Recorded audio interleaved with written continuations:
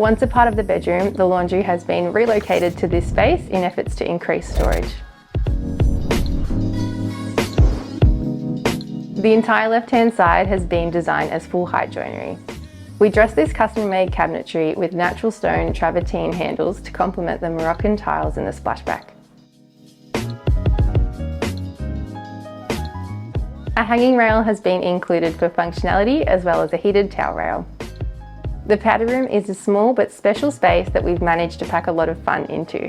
From its concrete pedestal basin, curved tiled wall and ceiling mounted mirror, what's not to love about this tiny space?